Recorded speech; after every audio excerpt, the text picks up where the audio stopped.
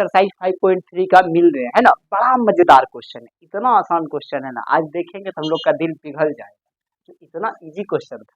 चलिए खैर समझते हैं। कहता है यदि किसी एपी के प्रथम n पदों का योग पता है, 10 नंबर में जहन बात था ना, वही यहाँ पे बात है। वहां पे an का फॉर्मेट दे दिया था जनरल फॉर्म, यहाँ पे Sn का जनरल फॉर्म दे दिया, बस खेला खत्म। कोई दिक्कत है? चलो, तो इसका प्रथम पद अर्थात S1 क्या होगा बताइए, प्रथम दो पदों का योग क्या होगा बताइए, दूसरा पद क्या होगा बताइए। इस प्रकार तीसरे, 10वें और nवें पद ज्ञात कीजिए। इस सब कर्मकांड हम लोगों को समझ में आ गया ना। तो चलिए हम लोग स्टार्ट करते हैं जनरल फॉर्म को देखने के लिए। Sn बराबर 4n माइनस n स्क्वायर दिया हुआ है। अब जनरल फॉर्म क्या होता है 10 नंबर क्वेश्चन में अच्छा से समझा चुके हैं, अब यहाँ पे जरूरी है। सबसे पहले तो इसका प्रथम पद क्या होगा, तो प्रथम पद के लिए हम लोगों को क्या करना पड़ेगा, n का वैल्यू 1 ले लेना पड़ेगा।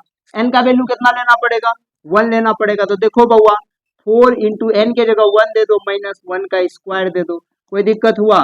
तो 4 माइनस 1 का स्क्वायर कितना होगा 1, तो 4 माइनस 1 चलेगा तो कितना बचेगा नुनू, 3 बचेगा।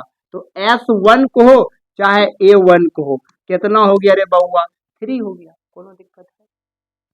कोनो दिक्कत है? नहीं है। अब कहता है प्रथम दो पदों का योग ज्ञात करने के लिए कह रहा, मतलब S2 ज्ञात करने के लिए कह रहा है। तो S2 बराबर क्या होगा, जब हमको Sn का फॉर्मेट दिया हुआ है 4n माइनस n स्क्वायर।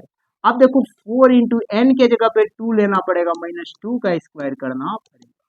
तो 4 2 जा 8 हो जाएगा, 2 2 जा कितना हो गया 4, तो 8 में से 4 चले जाएगा तो कितना बच जाएगा, 4 बचेगा। बोलो बचेगा कि नहीं बचेगा?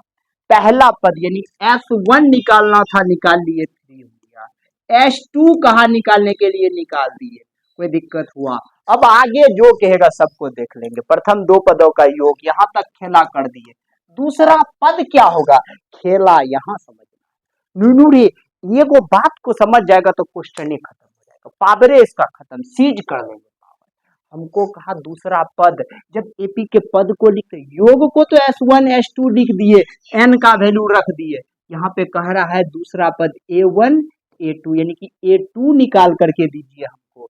तब पता है क्या करना पड़ेगा, पता है क्या करना पड़ेगा? अब बताओ, यदि दो गो पद है, पहला पद है 2, दूसरा पद है 4, बात समझना, दो गो पद है, पहला है 2, दूसरा है 4, दोनों पद को जोड़े तो 6 हुआ, दोनों पद का योग दे दिया। पहला पद का योग है 2 और दूसरा पद का योग है 6, कह रहा है दूसरा पद बताइए, तो 6 में से 2 घटा देंगे तो 4 नहीं बच जाएगा, तो दूसरा पद निकल करके नहीं आएगा। तनिक और समझो, कह रहा है एक एपी के प्रथम पद का योग 5 है, प्रथम पद का योग कितना है 5 है, दूसरा पद का योग 10 है, पहला पद का योग 5 है, दूसरा पद का योग 10 है। तो कह रहा है दूसरा पद क्या होगा, आप ही बताओ ना। तो दूसरा में से पहला को घटा दो, 10 में से 5 चल गया तो बचेगा 5, खेला खत्म। तो यहाँ पे कह रहा है क्या, दूसरा पद क्या होगा, तो आपको बड़ा आसान है, दूसरा पद में से पहला पद को घटा दो, यानी कि हमको कह रहा है A2 निकालने के लिए क्या करना पड़ेगा, S2 माइनस S1। क्या तीसरा पद कह सकता है ना, क्या तीसरा पद बताइए, तो क्या करेंगे S3, क्या करेंगे S3 माइनस S2 करेंगे तो क्या निकल जाएगा, A3 निकल जाएगा, खेला खत्म। यही तो फंडा है। तो S2 में कितना है बउआ, S2 निकालने हैं सर 4, माइनस S1 कितना है बउआ 3, तो 4 में से 3 चले गया, कितना बच गया 1, तो A2 कितना होगा रे 1 होगा सर, ये हो झंझट। इसी प्रकार तीसरा पद यानी कि हमको A3 कह रहा, A3 कह रहा निकाल, A3 कैसे निकलेगा नूनू, आपको क्या बोले S3 माइनस S2 कर दीजिए, खेला खत्म हो जाएगा। S3 का फॉर्मेट जो बनेगा वो क्या बनेगा, S3 के लिए बनेगा बउआ 4n minus n square, minus S2 के लिए बनेगा 4n minus n square. n का वैल्यू यहाँ पे हमको लेना पड़ेगा 3, यहाँ पे n का वैल्यू लेना पड़ेगा हमको 2 का स्क्वायर। अब वो 4 3 जा कितना हो गया 12, माइनस 3 का स्क्वायर कितना हो गया 9, 4 2 जा 8, माइनस 2 का स्क्वायर 4, 12 में से 9 चले गया, बचा कितना हुआ 3, माइनस 8 में से 4 चले गया, कितना बचा 4, 3 में से 4 चले जाएगा, बचेगा -1, यानी कि A3 तीसरा पद जो होगा ना बउआ वो -1 होगा। समझ में आया कि नहीं आया? तीसरा पद भी आप समझ गए, कोई दिक्कत ही नहीं होगा। काहे दिक्कत होगा जी, है मजाल है, दिक्कत हो जाएगा।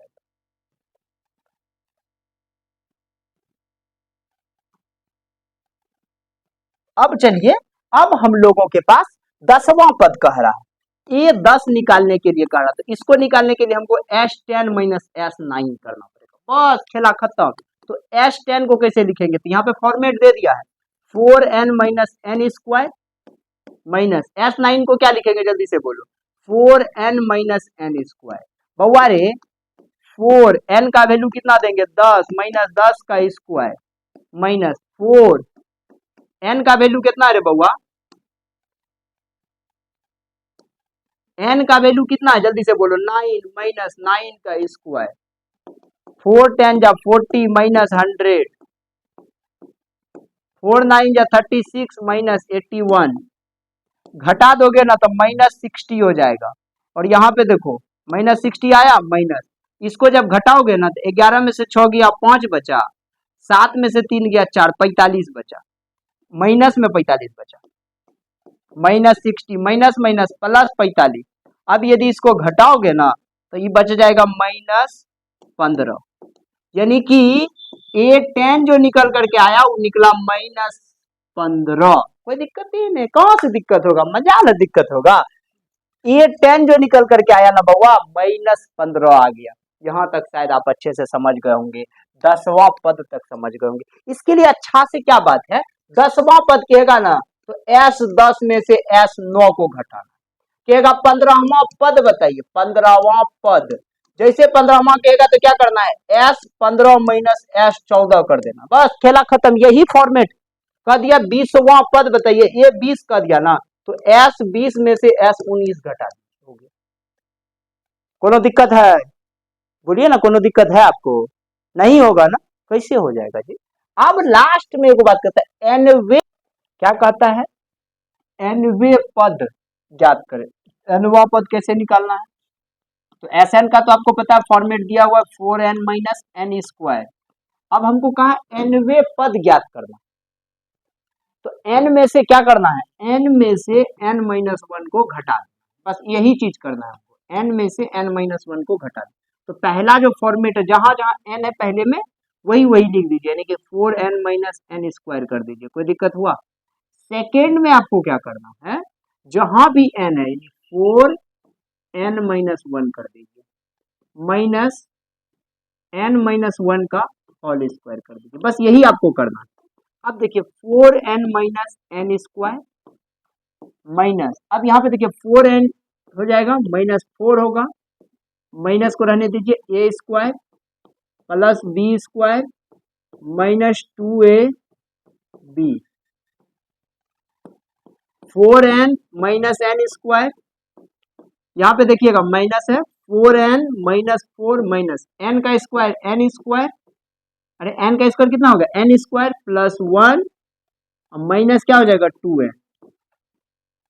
अब देखिए 4n minus n square minus, यहाँ देखिए 4n minus 4 minus plus minus n square minus plus minus 1 minus minus plus 2n, ठीक है। आप देखिए इसको अच्छा से निकालिए, 4n minus n square minus minus plus minus 4n minus plus minus minus plus 4 minus minus plus n square minus minus plus 1 minus plus minus 2n। अब समझिएगा यहाँ E4n खत्म, En खत्म, अब बचा क्या देखो वहां 4 1 5 माइनस क्या बच गया 2n बच गया, nवे पद का मान निकल गया 5 माइनस 2n। शायद आपको यह सवाल अच्छे से समझ में आ गया होगा, अब आप किसी को भी पढ़ा सकते हो, है ना। अब हम लोग क्वेश्चन नंबर 12 को लेकर के मिल, आखिर क्वेश्चन नंबर 12 क्या कह रहा है, कितना आसान है या कितना टफ है, आज हम लोग इससे भेंट करेंगे और इस क्वेश्चन के पावर को देखेंगे, जानेंगे इस क्वेश्चन का पावर क्या है ना, इस क्वेश्चन की कैपेसिटी को जानेंगे क्या है।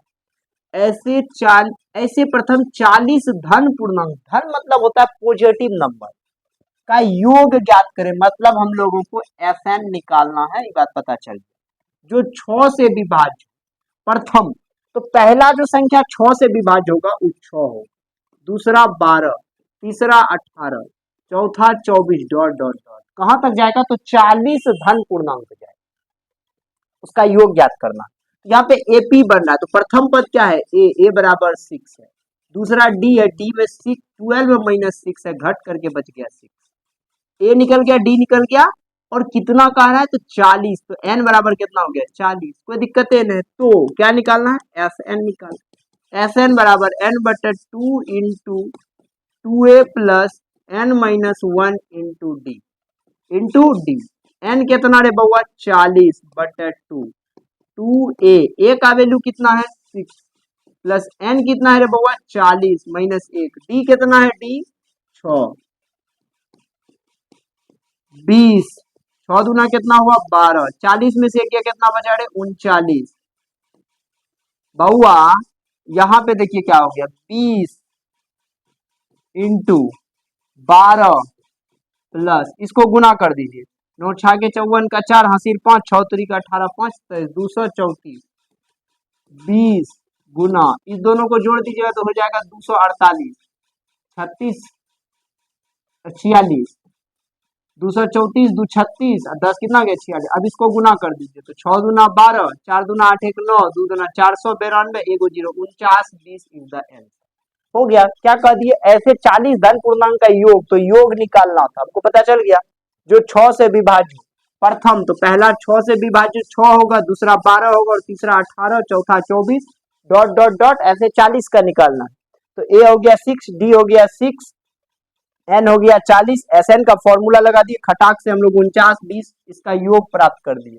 शायद 12 नंबर आपको समझ में आ गया होगा। 13 नंबर एक्सरसाइज 5.3 के क्वेश्चन नंबर 13 को हम लोग देख रहे हैं। इस क्वेश्चन की कैपेसिटी और पावर को जानेंगे। 8 के 15 गुणज का योग ज्ञात करें। फिर यहाँ पे हमको क्या कह दिया, गुणज का योग ज्ञात करना। तो पहला जो देखिएगा बउआ क्या हो गया, योग यानी एस एन बराबर वाट, हमको निकालना है एस एन। 8 के 15 गुणज, गुणज कितना, तो 15, एन का वैल्यू कितना है 15। अब देखिए 8 के गुणज क्या होंगे, पहले होंगे 8, दूसरा क्या होगा 16, 24, 32 डॉट डॉट डॉट, कोई दिक्कत हुआ बुआ, तो प्रथम पद ए बराबर 8, डी क्या होगा a2 माइनस a1, 16 में से 8 गया क्या बचेगा 8, कोई दिक्कत हुआ। एन दिया हुआ है, ए दिया हुआ, डी दिया हुआ, एस एन निकालना है, तो एस एन बराबर एन बटे 2 into 2a plus n minus 1 into d. N का वैल्यू रे बउआ सब 15 बटे 2, 15 बटे 2 हो गया ना 2। ए का वैल्यू कितना है रे बउआ सब, ए में देखो ए में है 8 प्लस एन है 15 माइनस 1, डी का वैल्यू कितना है 8, सॉरी डी कितना है 15, डी का वैल्यू कितना है, एक सेकेंड, डी का वैल्यू है 8, ठीक ना। अब यहाँ पे देखो 15 बटे 2, 8 दूना कितना हो गया 16 प्लस 15 से क्या 14 8 112, 14 8 112 हो गया। अब यहाँ पे देखो बउआ साहब 15 अपॉन में 2 हो गया, 112 16 कितना हो गया 128, इसको 2 से कटा दो तो 15 गुना 2 6 के 12 2 चौक 64, इसको गुना कर दो 15 चौके 60 का 0 हासिल 6, 15 6 के 90 6 96 यानी कि 960 हो गया इसका योग। कोई दिक्कत हुआ समझने में, क्या कहा 8 के 15 गुणज का योग ज्ञात करें। पहले योग का यानी एस एन निकालना है, कितना गुणज, तो 15 गुणज। पहला एपी तैयार हो गया 8 16 24 32 36, ए कितना हो गया 8, डी कितना हो गया 8, एस एन का फॉर्मूला लगा दिए, निकल करके आ गया 960। शायद आपको 13 नंबर में भी अब कुछ बचने नहीं दिए। अब आ जाइए दौड़ करके 14 नंबर 5.3 का क्वेश्चन नंबर 14 है। बहुत आसान क्वेश्चन है, क्या कह रहा है समझिए, 0 और 50 के बीच की विषम संख्या का योग ज्ञात करें। 0 और 50 के बीच, यहाँ पे हमको एक चीज तो नहीं दिया हुआ है, क्या एन नहीं, एन दिया रहता तो खेले आसान हो जाता। योग ज्ञात करने का, यानी कि एस एन बराबर वाट, एस एन बराबर क्या हो गया होगा वाट। देखो इसका पहले बीच का विषम संख्या, पहला क्या बनेगा 1, दूसरा 3, 5, 7 डॉट डॉट डॉट 50 से पहले 49, इसको हम लोग कहते हैं अंतिम पद यानी ए एन, इसको कहते हैं प्रथम पद यानी ए। तो मेरे पास दिया है, अब लिखना है क्या, दिया है ए बराबर कितना 1, डी बराबर कितना जी A2 माइनस A1, A2 में कितना है 3 माइनस 1 घट करके कितना बच गया 2, और ए एन हम लोगों के पास कितना है रेचिल का सर, ए एन है 49 सर, कोई दिक्कत, ए एन आ गया, ए आ गया, डी आ गया, तो हमको पहले क्या कर लेना है एन निकाल लेना है। एन कैसे निकालेंगे, ए एन बराबर a plus n minus 1 into d, a n कितना है रे बउआ 49 है, ए कितना है 1 है, प्लस एन माइनस 1, डी कितना है रे, तो सर डी आप ही तो 2 निकाले 49, इधर घट जाएगा ना 1 आकर के, प्लस में है तो माइनस में 2, 49 में से एक चल गया तो कितना बचेगा 48, ई 2 गुना में इधर को जी आएगा भागा में, कट गया तो 24, ई 1 माइनस में इधर आकर के प्लस एन, एन बराबर कितना हो गया रे बउआ सब 25, 24 से कितना होता है 25, तो एन लिख दिए ना हम लोग आसानी से। अब हम लोगों को क्या निकालना है एस एन, एन बटे 2 into A plus A N, खटाखट लगाते जाओ, एन कितना है रे बउआ सब जल्दी से बोलो, n n n n n n n अभी तुरंत निकाले 25 बटे 2, ए कितना है रे बउआ सब, तो कहोगे सर 1 है, और ए एन कितना है रे 49 है, 25 बटे 2, 49 एक कितना हो गया रे बउआ 50, इसको कटा दिए तो हो गया 25, और 25 गुना 25 कर दिए तो कितना हो गया 625, यानी ए एन एस एन जो निकल गया आप लोगों का वो निकल गया 625 एन। कितना आसान क्वेश्चन है या नहीं है। चलिए अब हम लोग अगला क्वेश्चन को, अब हम लोग एक्सरसाइज 5.3 के क्वेश्चन नंबर 15 को लेकर के मिल रहे हैं। आखिर क्वेश्चन नंबर 15 क्या कह रहा है, कितना आसान है यह हम लोग अभी देखेंगे। कहता है निर्माण कार्य से संबंधित किसी ठेके में कोई भी काम है, जैसे मंदिर बनता है, रोड बनता है, बड़ा बड़ा जब चीज बनता है तब ठेका दिया जाता है। अब इतना बड़ा काम है, रोज मिस्त्री को पकड़ो लाओ, नहीं चलो ठेका दे दो अपना उजानेगा हमको पैसा दे, ऐसे काम के लिए ठेका बना है ना। तो ठेके में एक निश्चित तिथि के बाद, एक तिथि यानी फिक्स कर दिया गया है के बाद कार्य को विलंब से पूरा करने के लिए जुर्माना लगाने का प्रावधान इस प्रकार। वो जो ठेका काम दिए हैं, बोल दिए हमको अगला 10 तारीख को तैयार चाहिए, यदि वह काम 10 को तैयार नहीं हो पाता है उस ठेकेदार से, तो उसको 10 के बाद प्रत्येक दिन विलंब शुल्क लगेगा, यानी कि अतिरिक्त पैसा लगेगा उसको। बात समझ में आ गया कि नहीं आ गया। अतिरिक्त क्या लगेगा, पहले दिन के लिए उसको 200 रुपया देना पड़ेगा, दूसरे दिन के लिए 250 देना पड़ेगा, तीसरे दिन के लिए 300 देना पड़ेगा, अर्थात ऐसे करके बढ़ते जाएगा। प्रत्येक उत्तरोत्तर दिन का जुर्माना अपने से ठीक पहले दिन के जुर्माने से 50 रुपया अधिक। एक ठेकेदार को जुर्माने के रूप में कितनी राशि अदा करनी पड़ेगी यदि वह इस कार्य में 30 दिन का विलंब करता है। पहला दिन उसको 200 रुपया, अगला दिन फिर यदि वो नहीं करेगा तो उसको 250, फिर 300, 350, ऐसे करके उसको 30 दिन का कितना देना पड़ेगा जोड़ करके आप निकाल सकते हैं। शायद सवाल में समझ में आ गया होगा। सबसे पहले देखिए जुर्माना के रूप में, जुर्माना के रूप में दी हुई राशि कितने दिनों के लिए, 30 दिनों के लिए। बात समझिएगा। तो पहला दिन के लिए उसको 200 देना पड़ा, दूसरा दिन के लिए 250 देना पड़ा, 300 देना पड़ा, 350 देना पड़ा, ऐसे ऐसे करके उसको 30 दिन तक जुर्माना देना पड़ा। तो सबको जोड़ करके बताइए। तो सबसे पहला समझिए, पहला दिन के लिए कितना देना पड़ा 200, क्या कहा है हर एक का अंतर कितना है 50 रुपया है, मतलब कि जो डी होगा ना हम लोगों का वो कितना होगा 50। आपको के सर करके दिखाइए, तो 250 में से 200 घटा देंगे तब भी तो 50 निकल सकता है। तो कोई दिक्कत, ए आ गया डी आ गया, कितने दिनों तक का, तो एन भी दे दिया है 30 दिन का। बताइए क्या बताइए, योग बताइए, बताइए कि नहीं बताइए। तो एस एन का फॉर्मूला लगा दीजिए, n/2 into 2a plus n-1 into b। बउआ n का वैल्यू कितना रे? तो सर 30। रे बउआ a का वैल्यू कितना रे? तो 200 सर। चलो 200 n 30 माइनस 1। d का वैल्यू बउआ रे 50। अब इसको कटाओ, कटा दिए तो कितना हो गया 15। 2 दूना कितना हो गया 400 प्लस 30 में से गया 29 गुना कितना हो गया बुआ रे 50। अब देखो बुआ यहाँ कितना हो गया 15 400 प्लस इसको गुना करो 9 × 45 का 5 हासिल 4 9 दूना 18 4 22 225 यानी 2250 हो गया। अब थोड़ा सा क्या करो इसको बउआ, थोड़ा सा जो है 15 गुना इसको जोड़ दो आप अच्छा से 22 4 2650 कितना हो गया 2650 यही है ना। तो अब इसको गुना कर दो 2650 को 15 से कितना हो गया देखो 39,750 कितना हो गया बुआ 39,750 रुपया उसको टोटल देना पड़ेगा। कितना देना पड़ेगा 39,750 रुपया उस ठेकेदार को देना पड़ेगा हर हालत में। कितना 39,750 रुपया। शायद सवाल अच्छा से आपको समझ में